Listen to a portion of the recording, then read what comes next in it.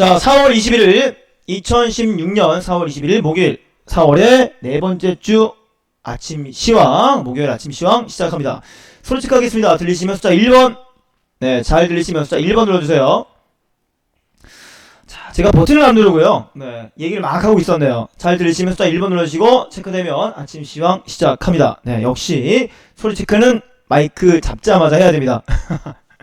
한 20초, 10초 이상, 네, 소리가 안 났을 겁니다. 제가 마이크를 버튼 안 누르고 열심히 얘기하다가, 이상하다, 바가 안 올라가네? 해서 물어봤더니, 네, 소리가 안 나고 있었네요.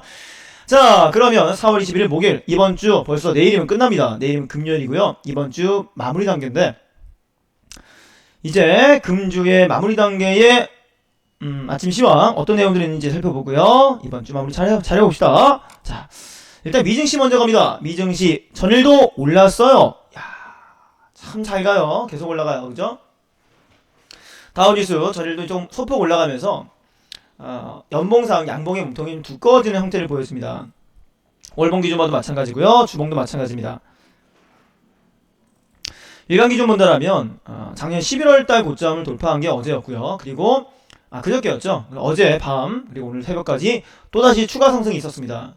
장중에 18,000 얼마요? 18,167.63포인트까지 상승했다가 18,096에서 마감했는데 42포인트가량이 올라갔습니다. 0.23%, 뭐 급등까지는 아니었지만 상승이 이어졌다라고 볼 수 있습니다. 왜 올라갔느냐, 왜 상승했느냐라는 걸 본다면 유가에 대한 얘기를 안 할 수가 없습니다. 전일도 유가 상승에 대한 기대감, 유가 상승이 아니라 유가 상승 맞죠? 그러니까 상승에 대한 기대감과 함께 전세계 증시가 좀 더 상승세를 이어갔다는 걸 볼 수가 있습니다. 다우지수 상승, 나스닥 역시 올랐다고 하죠. 연봉 기준 양봉 아래꼬리 길어지는 캔들의 모습이 이어지고 있습니다. 월봉 기준 동일하고요.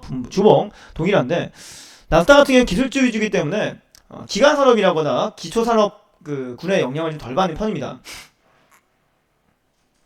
덜 받고 3차 산업 이상, 2차 이상, 3차 산업 이상의 서비스업이라거나 이제 기술주 쪽도 많이 가기 때문에 유가 상승에 대한 영향은 제한적으로 볼 수가 있어요. 그래서 덜 갔다 5,000포인트를 돌파하지 못하고 4,569포인트에서 다시 조정 4,915에서 끝이 났다고 볼 수가 있습니다.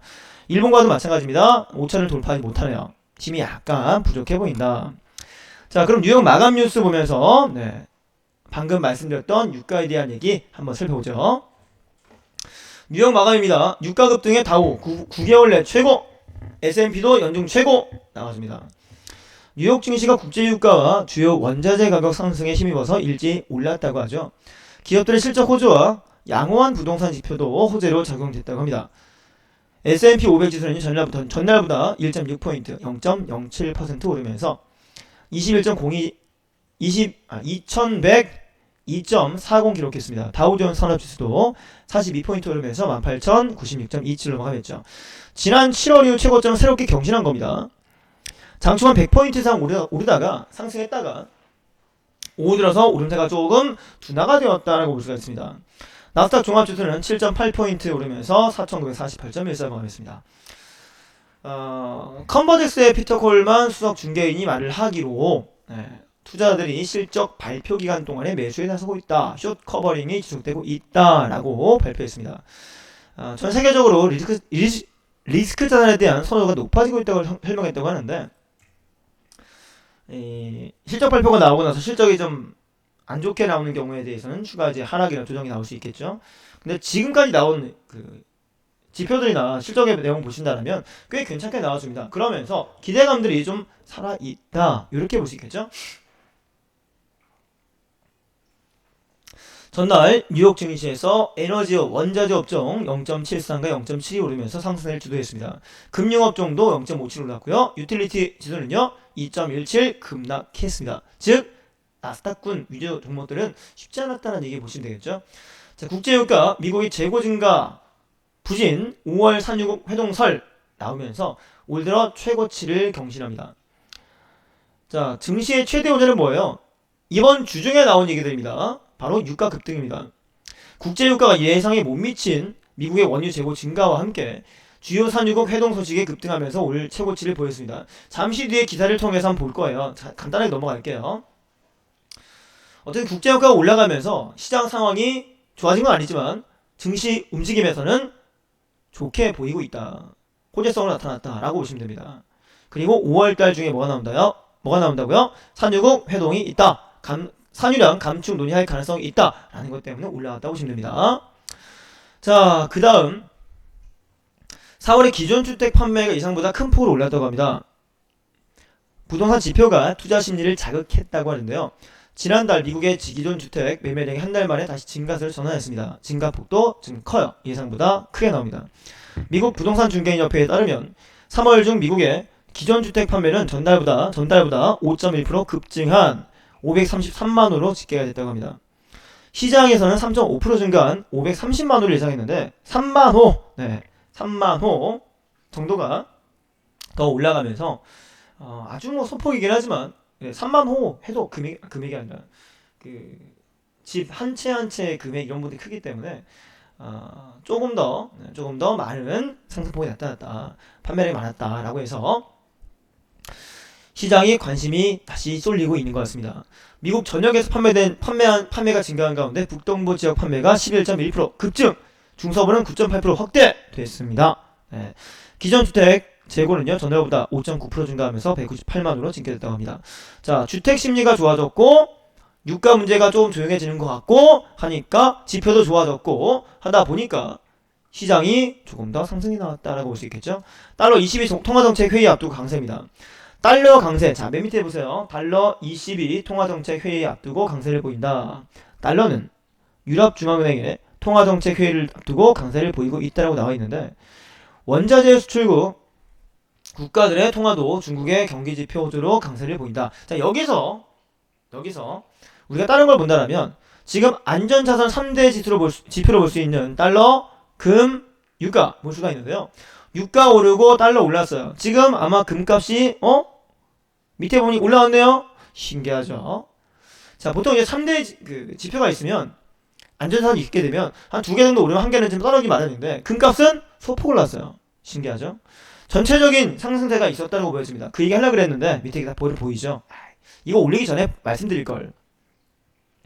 일반적으로는 지금 달러라거나 유가가 올라갔기 때문에 금값이 조금 좀 떨어지는 게 맞는 것 같아요. 근데 떨어지지 않고 오히려 좀 소폭 상승이 있었다고 되어 있습니다.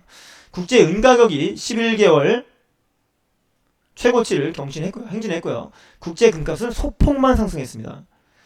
뉴욕 상품거래소에서 국제 은가격이 전날보다 온스당 16.3센트 오르면서 1%가량 올렸습니다.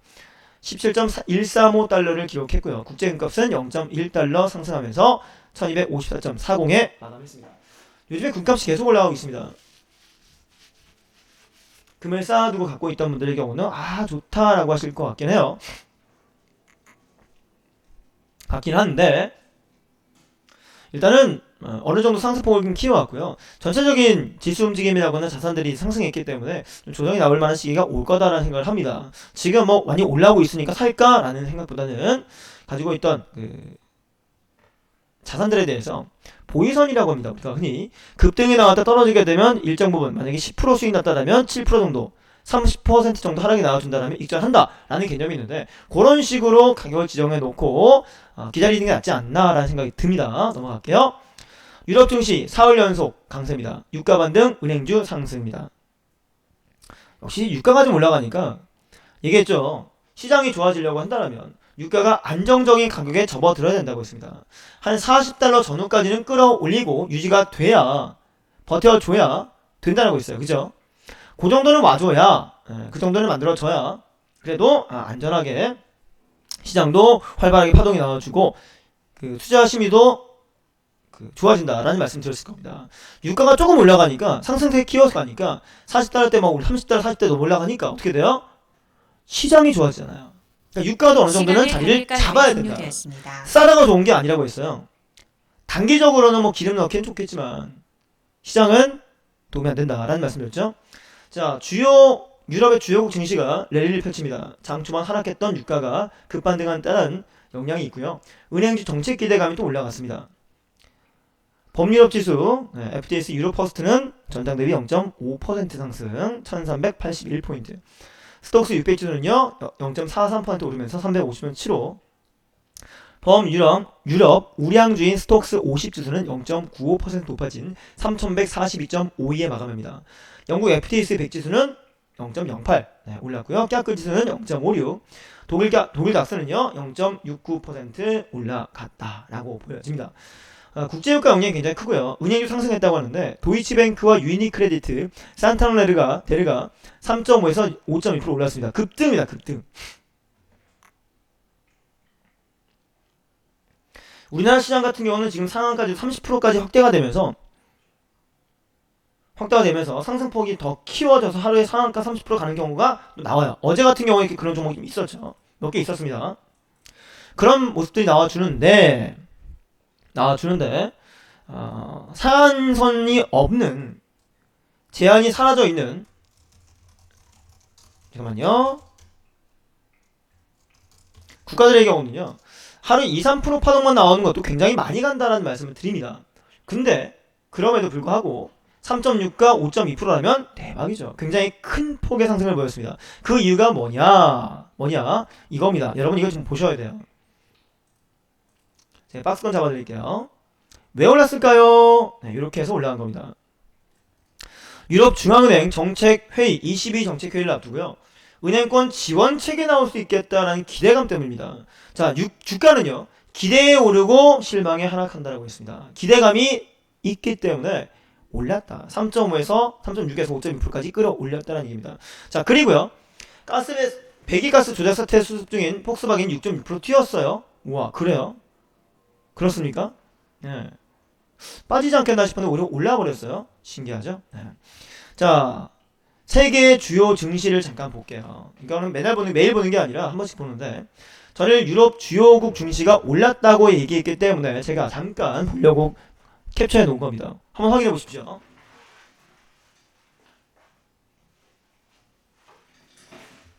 전일 하락했던 그 지수폭은요, 상해 종합이 2.3% 정도 빠졌죠. 잠시 뒤에 얘기할 겁니다.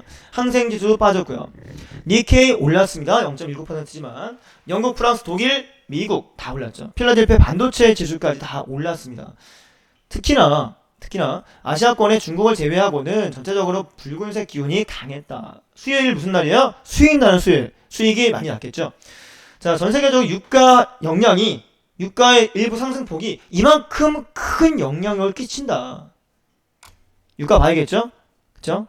중요한 내용입니다. 잘 보도록 하시고요. 자, 이제 국내 증시 넘어갑니다. 코스피, 코스닥 쭉 가볼게요. 코스피 전일 떨어졌어요. 시작이 화려하게 올라왔지만 떨어졌습니다. 연봉은 티 안 납니다. 월봉은요 티 안 나요. 그냥 십자인 캔들 주봉상 그림 볼까요? 자, 이번 주 지난주 종가보다 좀 떨어져 시작했지만 윗꼬리 찍어주는 모습이었습니다. 윗꼬리 찍고 내려왔어요. 일봉상 그림 봅시다. 자, 오늘 목요일이죠. 벌써 목요일이에요. 시간 참 잘 가요. 월, 화, 수 되어 있습니다. 월, 화, 수. 지난주 종가 정도가 2000포인트 이상에서 2010포인트 정도였나요? 네, 마감되고, 그 다음에 약간 빠져 시작했죠. 빠져 시작했다가 전거래일날 2000 얼마요? 2023.77포인트까지 찍고 내려옵니다. 종가는 얼마요? 2005.83포인트 마감합니다. 조정이 약간 나왔어요. 근데 매매 동향은요, 외국인들 수급이 여전히 있었습니다. 여전히 강했지만 내려옵니다. 어느 정도 상승폭을 키워오지만 지속적으로 우상향이 계속 뻗어가느냐라기보다 지난주에 워낙에 그 큰 폭의 상승이 있었기 때문에 이번 주는 2000 인근에서의 지지라인 다지기 버팀목을 확인한다라고 보시면 될 것 같아요. 그래서 일부 하락이 있었고요. 코스닥 같은 경우는 양봉입니다. 연봉, 월봉 양봉이고요. 주봉 양봉입니다. 윗골이 약간 달린 양봉의 모습인데요. 지금 언론에서 나온 얘기 보게 되면 불붙은 코스닥, 네. 그리고 신용 물량도 많이 들어왔고 막 찍어 올리고 있는 그런 분위기입니다. 근데 윗골이 달리고 있다는 게 좀 부담스럽긴 하죠. 전전거래 이틀 전에 양봉 올라왔고, 지난 거래일 어제입니다. 어제 704포인트인가요? 704.44포인트 고점을 찍고 슬쩍 빠져서 699에 마감했습니다. 음봉입니다. 매매 동향상 외인 개인들의 매수가 있었는데 개인의 매수가 좀 더 있었습니다. 그럼에도 불구하고 유지가 된다. 신기한 일이죠. 네. 연말까지 본다라면 조정의 가능성이 있다고 말씀드렸었는데 일단은 올해 지금 초입 단계이기 때문에 3분의 1 정도 지나가려고 하는 시기입니다. 윗꼬리 찍어주면서 700포인트 한 중반선은 갈 수도 있는 거예요. 갖다 밀 수도 있는 겁니다. 자, 그런 그림이 예상이 되고 있다라고 보시면 되고요. 기사 10개, 딱 10개인데요. 10대 투자 뉴스까지 10개 기사를 가지고 왔습니다. 시간은 8시 35분, 네, 55분에 시험을 마무리할 텐데 약 20분 남았습니다. 한 기사당, 한 꼭지당 약 2분 정도 좀 풀어드리면 될 것 같습니다. 네, 형님 안녕하세요. 반갑습니다. 자, 저유가 때문에 부도이익이 내몰리는 산유국들이란 얘기입니다. 저유가요? 유가 올랐잖아요. 근데 이전에 비하면 지금 현저하게 떨어져 있는 구간입니다.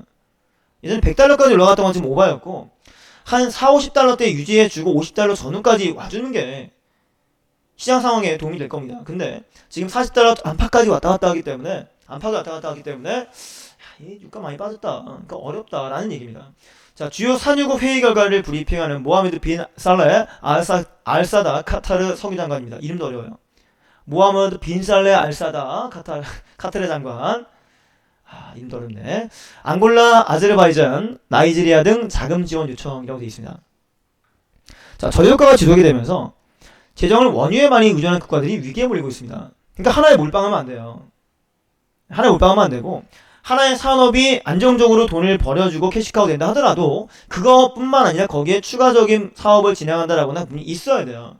사우디는 그냥 기름만 갖다 팔잖아요.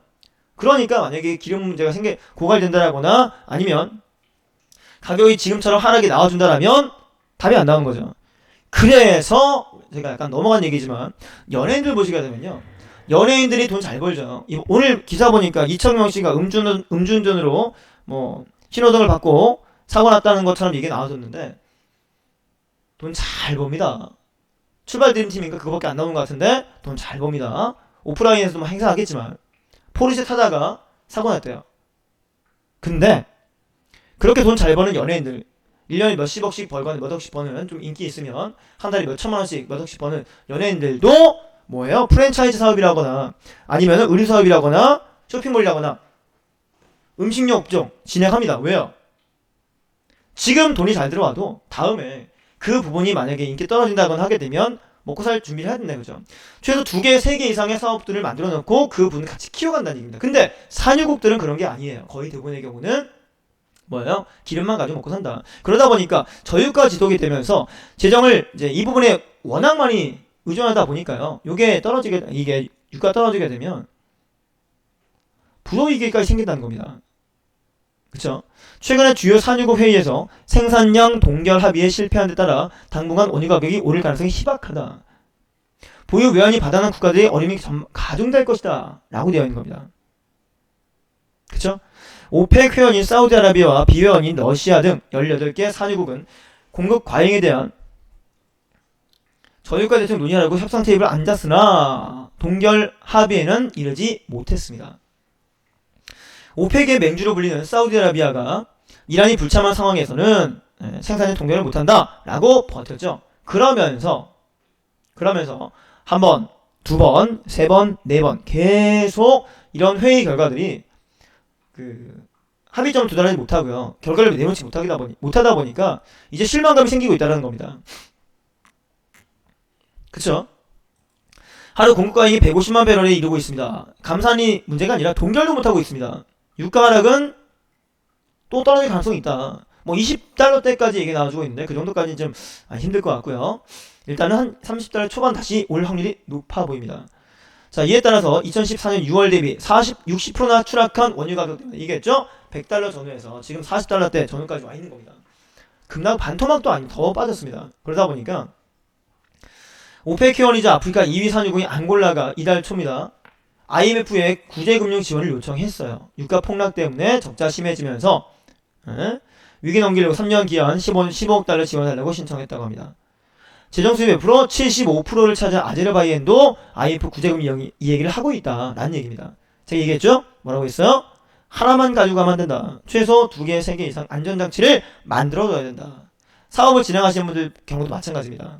지금 잘나고 돈을 벌린다 하더라도 이거 하나만 가지고는 되지 않습니다. 2개, 3개 이상 돈을 벌어다 줄 수 있고 사업을 유지할 수 있는 존속 가능한 사업들을 뽑아 놔야 돼요. 최소 2개 이상, 3개 정도. 그쵸? 네. 알고 계시면 좋겠고요. 지금 유가 생산량과 함께 가격대 보시게 되면 영국의 배럴된 생산 비용은요 40달러고요. 브라질 30달러대로 되어 있습니다. 자, 다음입니다. 미국의 20달러 지폐 흑인 인권운동가 해리엇 터프먼으로 바뀐다라는 얘기입니다. 요분이 누구 닮았는데 뭐라고 말하기 좀 그러네요. 네. 미국 20달러 지폐 새 모델이요. 흑인 인권운동가 해리엇 터프먼이 선정됐다고 하는데요. 최초라고 하죠. 최초. 네, 최초라고 합니다. 흑인이 지폐에 얼굴을 올린 것도 최초고요. 이 인권운동가가 올라온 것도 최초라고 합니다. 얘기를 쭉쭉 보시게 되면 내용이 많아요. 뭐 미국 역사에서 자유와 평등을 몸소 실천한 인물로 평가되고 있다. 뭐 노예로 태어났는데 29세 때 노예제도 폐지된 북부 필라델피아를 탈출한 성공했고 어쩌고저쩌고 해가지고 1850년부터 10년간 19차례 걸쳐가지고 남부 지역의 흑인 300명을 탈출시켰고 뭐 700만 노예를 탈출하게 했다 라는 얘기 나와주면서 흑인 인권운동가가 최초라고 합니다. 최초로 20달러대에 올라왔다라고 되어 있습니다. 자, 잭슨 대통령은 인디언 탄압한 전력 때문에 집회 모델에서 제외됐다고 하네요. 그리고 여성으로 교체되려고 될 것으로 알려졌던 10달러 지폐 모델은 알렉산더 해밀턴이 그대로 맡게 되었다라는 얘기. 넘어갈게요. 중요한 얘기 아니니까. 자, 우리 아까 그 전세계 주요 증시 봤을 때요. 중국 증시만 마이너스였죠. 그쵸? 네. 항상 지수와 중국 증시만 마이너스였습니다. 그 얘기해 보려고 하는 겁니다. 장중에 4.5% 폭락이 나왔다. 2.3% 하락에서 마감했다라고 되어 있습니다. 수출 증가 등 지표 호전되자 경기 부양책이 축소될까 우려다라고 되어 있습니다. 20일 중국 증시가요. 장중에 4.5%까지 급락이 나왔어요. 폭락을 했습니다. 중국 증시 급락이 악재를 적용하면서 코스피도 전날보다 0.27 하락이 나왔는데 전보다 낮습니다. 예전에 중국 증시 뭐 장중에 한 4% 5% 빠지면요. 코스피도 1%씩 빠졌습니다. 근데 0.2% 하락 마감했으면 잘 버틴 겁니다. 대만 홍콩 증시도 1% 이상 하락을 했습니다.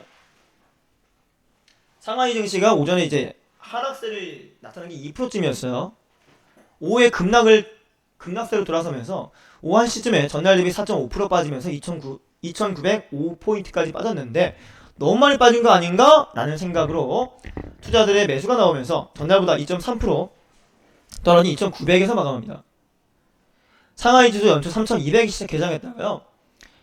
경기 침체, 해외 자금 유출 가능성 이런 것들이 유동을 치면서 1월 말 2,600까지 떨어집니다. 20% 폭락을 했습니다. 회복이 나와서 좀 다시 빠진다는 얘기예요. 다시 빠졌다. 3차선 내주면서 하락이 나왔죠. 기술주 중심, 선전 종합 중심 지수도 떨어졌습니다. 중국시 급락의 이유는 뭐예요? 최근 수출이 증가해서 돌아서고 산업 생산이 늘어나는 등 경제 지표가 개선된 조짐이 보이면서 부양 강도가 약해질 거다. 경기 부양이라는 게 참 이제 양날의 칼입니다. 양날의 칼이에요. 시장이 좋아지면은 경기 부양 그만하고 돈 안 푼다. 그럼 떨어지고 시장이 안 좋으면은 경기 부양에서 돈 풀어야 된다. 좀 올라가고 시소 게임 한쪽 측면을 맡고 있는 정도 부분인 것 같아요. 그런 것 때문에 지금 경기 부양 강도가 약해질 거란 그 생각 때문에 그 하락이 나왔다고 하는데요. 어떻게 보면 중국 증시가 좀 약간 버블도 있는 것 같습니다. 우리나라에 뭐 1990년대 IT 버블처럼 좀 심하게 올라간 게 아닌가. 코스닥이 그때 코스피보다 훨씬 많이 올라갔습니다. 역사적으로 보게 되면 코스피나 코스닥 기준에서 코스닥이 코스피보다 훨씬 높은 자리 갔다 왔어요. 지금은 많이 떨어지긴 하지만 약간 비슷한 모습이 아닐까라는 생각을 해보게 됩니다. 다음 원화 환율 뚝뚝 손 놓은 당국 송사점은 무엇이냐. 장중 1120원까지 하락이 나왔어요. 미국의 환율 조작 우신국이 아니냐라는 지적 우려까지 됩니다. 외환당국이 적극적인 개입을 꺼리고 있다. 왜일까요? 네, 그 내용 보려고 하는 겁니다. 전문가 원화 강세 당분간 계속될 거다. 올 들어 출렁인 원달러 환율 수입니다. 2월 25일날 1238원에서 4월 20일 1135원까지 얼마 빠졌어요? 100원 빠졌습니다. 원래 이제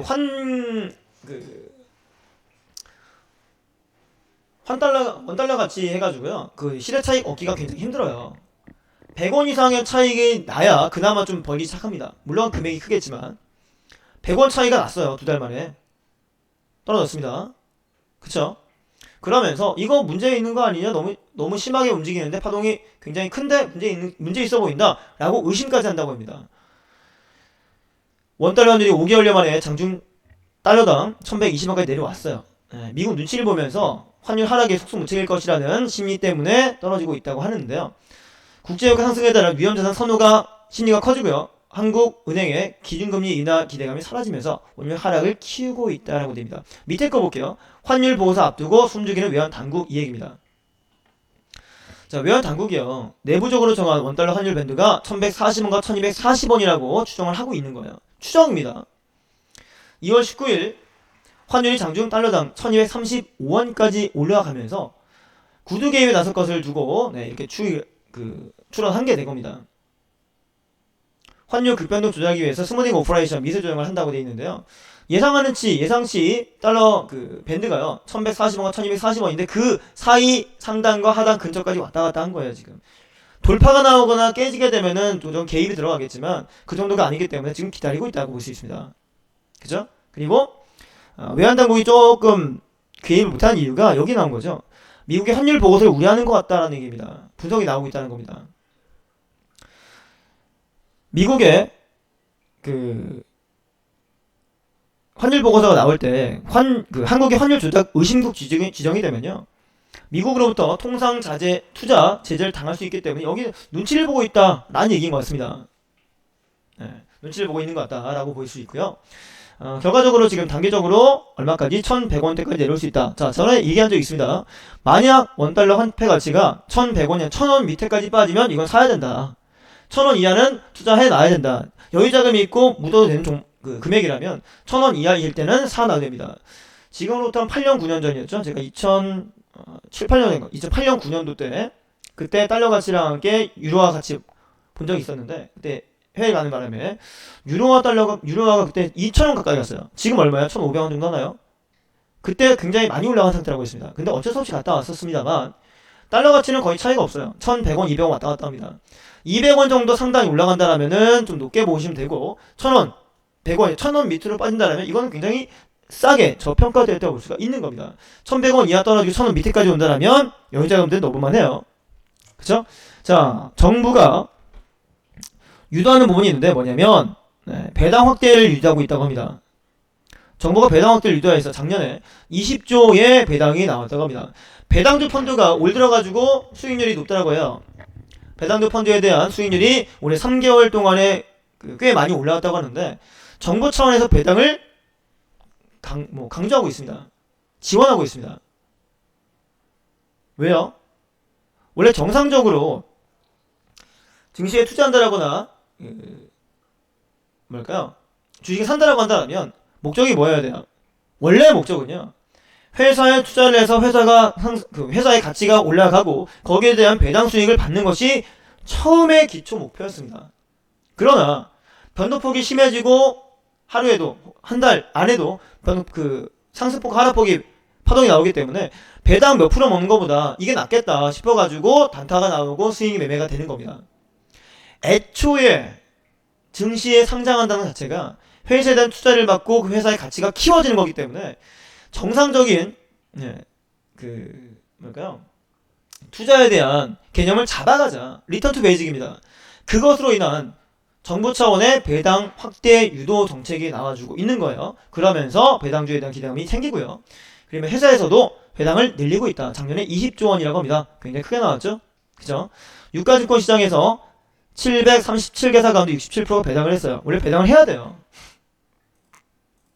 회사가 돈을 번다면 배당을 해야 됩니다. 그리고 대주주라거나 아니면 대표 같은 경우죠. 최대주주라거나 대표, 이사들, 임원급들을 기준 봤을 때 회사 유보금을 쌓아놓는 거 좋은 일은 아닙니다. 왜냐면 유보금을 쌓아놓고 회사에 자금이 남아돕니다. 그럼 대표가 다 나중에 가져갈 수가 없는 구조예요. 그러면 이익이 나오고 배당금을 발생을 시켜서 내줄 수 있는 정도 된다면 그걸 나눠주면서 나중에 필요할 때 유증을 한다거나 이런 식으로 돼야 됩니다. 그렇다 보니까 배당률이 높아졌고 배당하는 기업도 많아지고 있다라는 얘기 넘어갈게요. 배당주 펀드가 올라간 얘기가 이런 얘기고요. 배당 그 폭도 늘리고 있다. 상장 기업들이 늘리고 있다. 그래야 투자를 더 할 거니까요. 배당 안 주는 회사들 같은 경우는요. 기초 펀더멘털 기준에서 좀 좋지 않게 보는 경향이 있습니다. 달러 ECB 통화 정책 앞두고 강세를 보인다. 아까 봤던 내용이죠. 그 다음 얘기입니다. 국제유가 미국의 재고 증가 부진 5월 산유국 회동설에 올 최고치를 기록했다. 아까 봤죠 우리? 아까 봤던 내용인데 자꾸 얘기 나옵니다. 뭐 3월에 할 거예요, 4월에 할 거예요, 5월에 한다고 하는데 이번에도 만약에 안 된다 그러면 또 유가 하락 좀 나올 수 있는 내용이에요. 그죠? 감산이 아닙니다. 동결에 대한 얘기인데도 불구하고 결과가 안 나와요. 그러면은 동결에 대한 합의도 못하고 회의도 못하고 모이지도 않는다라면 유가는 한 번 더 출렁거리고 빠질 수 있다라고 봐야 됩니다. 40달러 초반대, 중반대 정도입니다. WTI 42달러, 42.63달러고요. 아이선물그래서 북해산 브렌트유 45.74달러인데요. 만약에 5월달 이 산유국 회동도 물 건너간다 라면 다시 40달러 이하로 빠질 확률이 높습니다. 자, 다음 얘기입니다. 금융 알파고 좀에 그 AI, 인공지능 이런 거에 대한 얘기가 계속 나옵니다. 거의 매일 나오는 것 같아요. 단돈 100만원도 성의껏 한다. 자산관리 대중화를 보여준다. 라고 해서 로버어드바이저에 대한 얘기 나오는데 제가 어제 보니까 뉴스가 나온 게 그 기사 나온 거 보니까 이런 게 있습니다. 뭐가 나왔냐면 NH투자증권도 국내 첫 로버어드바이저 펀드 랩을 출시했다.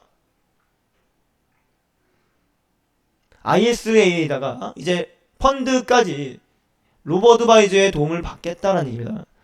과거에 펀드 매니저가 한 번에 구성할 때 50개, 100개씩 종목들을 해가지고 뭐 이렇게 구성했다라면 이제는 로버어드바이저가 개별적으로 진행한다는 얘기예요. 이런 부분들이 커지고 있기 때문에 늘어나고 있기 때문에 한 5년, 10년쯤 뒤에는 펀드 매니저 자리도 좀 위험하지 않나 라는 생각합니다. 수수료가 저렴하다. 로버어드바이저의 강점이라고 하는데요. 자문 1인 계약 맺을 필요가 없다고 하죠. 이 장점이 그겁니다. 원래 그 펀드를 운영하거나 자금을 투자 유치하려고 그러면 투자 자문이 되려고 그러면 계약을 맺을 필요가 있습니다. 자격증이 있어야 되는데 로버어드바이저는 그게 별도라고 합니다. 수수료 비용도 적다. 장점이 된다. 매매 수수료나 상품 수수료만 부담하면 된다라고 해서 가격이 저렴한 것에 대한 인기를 지금 끌고 있다라고 보여집니다. 미국에서도 급성장한 이유가 뭐예요? 일반 자문에 비해 수수료가 저렴하다. 소액 투자 가능하다.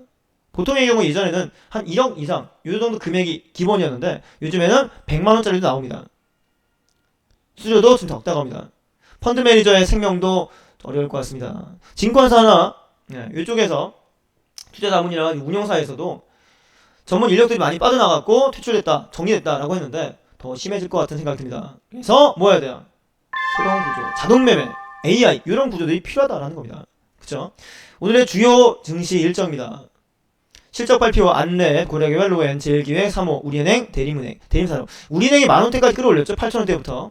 경제지표, 미국 신규 실업수당 청건수 2월, FHFA 주택가격지수, 선행경기선행지수, 22통화정책회의, 소비자 기대지수 등등등. 신규상장 인터코스, 추가 변경상장 관련해가지고 선창, 산업TA월리스, 인스코비 등등등 쭉쭉 보시고 위지트가 오늘 국내 사모 12 전환합니다. 126만 7,605주에 1,065원 갖고 있던 종목인데요. 수익 내고 나왔습니다.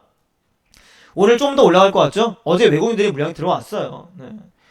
추가 상장 물량 나온다 하더라도 자리가 좋거나 저점 공략한다면 수익이 분명히 만들어지는 구간입니다. 3% 이상 나오는 자리가 또 발생이 되네요. 자, 금일 10대 뉴스 빨리 보고 넘어갑니다. 유가 급등에 다 올랐다. 개미 비투자 주식 살까 말까 얘기했죠. 코스닥군의 신용대출 늘고 있다. 전체적으로 7조 넘어갔다는 얘기입니다. 에너지 공기업 캐시카우 핵심 자산도 판다. 금융당국 금융에서 환율세 적용 제외 추진한다. 현대차 일부 가동 중단. 한원 시스템 문제 때문이다. 위로 4대 기업 산업개혁 신산업 육성한다. 이서연 삼성이 K패션 트렌드 선도한다. 국제유가 매직 넘버 50불이네요. 자, 68조 중소연기금 잡아라. 모태펀드 추진한다고 하네요. 그리고 마지막으로 증권사 AI 우리도 고! 로봇 PB 대전이 예고되어 있다. 이게 있습니다. 펀드 매니저입니다. 자, 자동화로 넘어가게 되어 있어요. 그 단계 중에 우리 위너 트레이더 자동 매매 기능이 있다는 겁니다. 또 업그레이드 할 겁니다. 진행이 되고 있고요. 그렇게 된다면 여러분들 좀 더 편하게 여유있게 사용할 수 있게 만들어 드린다는 겁니다. 자, 오늘 목요일, 내일 금요일, 이번 주 마무리 단계입니다. 절반 넘었고요. 목요일, 금요일 마무리 잘해야 다음 주, 그리고 다음 주 지나면 5월입니다. 다다음 주면 4월 2분기의 첫 시작 월 잘 마무리하시고요. 5월, 6월 그리고 연말까지 꾸준히 수익 나는 여러분들 되시기 바랍니다. 자, 오늘 아침 시황은 여기까지 합니다. 선재공인님께 마이크 드리고요. 여러분 오늘도 대박 났어요. 지금까지 양봉 캔들 레드 캔들이었습니다. 마이크 드릴게요. 수고하셨습니다.